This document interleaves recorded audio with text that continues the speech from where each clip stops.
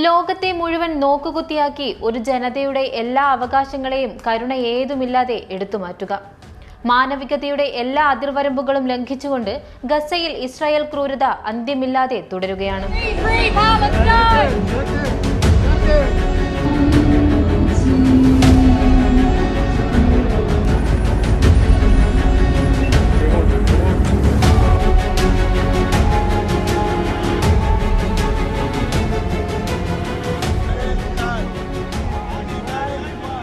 പറഞ്ഞു വരുന്നത് ഗസയിലെ ആരോഗ്യ മേഖലയിൽ നിന്നുള്ള അത്യന്തം ദാരുണമായ ഒരു റിപ്പോർട്ടിനെ കുറിച്ചാണ്. ഗസയിലെ ആരോഗ്യ സംവിധാനങ്ങൾ ഇപ്പോൾ പൂർണ്ണമായും തകർച്ചയിലാണെന്ന് ലോകാരോഗ്യ സംഘടന മുന്നറിയിപ്പ് നൽകുന്നു.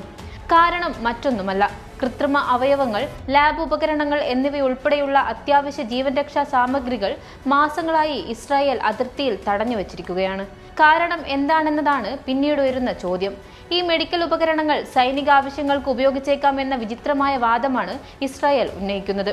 നിലവിൽ ഗസയിലെ പകുതിയോളം ആശുപത്രികൾ മാത്രമാണ് ഭാഗികമായെങ്കിലും പ്രവർത്തിക്കുന്നത്. ഈ വർഷം മാത്രം 22 തവണയാണ് ആരോഗ്യ കേന്ദ്രങ്ങൾക്ക് നേരെ ആക്രമണമുണ്ടായത്. ബോംബാക്രമണങ്ങളിൽ കൈകാലുകൾ നഷ്ടപ്പെട്ട 5000-ഓളം പേരാണ് കൃത്രിമ അവയവങ്ങൾക്കായി ഇവിടെ കാത്തിരിക്കുന്നത്. ഈ പ്രതികൂല സാഹചര്യത്തിലും UN ദുരിതാശ്വാസ ഏജൻസിയായ UNRWA തങ്ങളുടെ 400-ഓളം ജീവനക്കാർ കൊല്ലപ്പെട്ടിട്ടും ജനങ്ങൾക്ക് സേവനം നൽകുന്നത് തുടരുകയാണ്. എന്നാൽ ഇസ്രായേൽ ക്രൂരതകൾ ഇവിടെയും തീരുന്നില്ല. അന്താരാഷ്ട്ര നിയമങ്ങളെ പോലും വെല്ലുവിളിക്കുന്ന ഇസ്രായേലിന്റെ അഹങ്കാരത്തിന് കനത്ത തിരിച്ചടി നൽകിക്കൊണ്ട് ഇപ്പോൾ ഫ്രാൻസ് രംഗത്തെത്തിയിരിക്കുകയാണ്.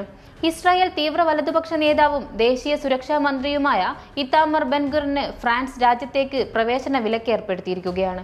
ഗസയിലേക്ക് മാനുഷിക സഹായവുമായി പോയ അന്താരാഷ്ട്ര സുമൂത്ത് ഫ്ലോട്ടില പ്രവർത്തകരെ ഇസ്രായേൽ സൈന്യം കസ്റ്റഡിയിലെടുത്ത് പീഡിപ്പിക്കുന്ന ദൃശ്യങ്ങൾ മന്ത്രി ബെൻഗുർ തന്നെയായിരുന്നു സമൂഹ മാധ്യമങ്ങളിലൂടെ പങ്കുവച്ചത്. തങ്ങൾ ചെയ്യുന്ന മനുഷ്യാവകാശ ലംഘനങ്ങളെ ലോകത്തിന് മുന്നിലേക്ക് പ്രദർശിപ്പിക്കുന്നതിലൂടെ ഇസ്രായേൽ നടത്തുന്നത് എത്ര വലിയ തെറ്റാണ് എന്നാണ് ലോകം ചോദിക്കുന്നത്. അതായത് തങ്ങൾക്ക് ആരെയും ഭയപ്പെടാനില്ലെന്നതാണ് അവരുടെ പ്രധാന കോൺഫിഡൻസ്.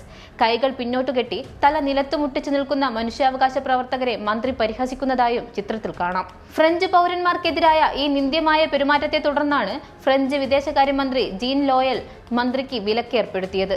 മാത്രമല്ല, ഇയാൾക്കെതിരെ യൂറോപ്യൻ യൂണിയൻ തലത്തിൽ ഉപരോധം ഏർപ്പെടുത്താനും ഫ്രാൻസ് ആവശ്യപ്പെട്ടിട്ടുണ്ട്.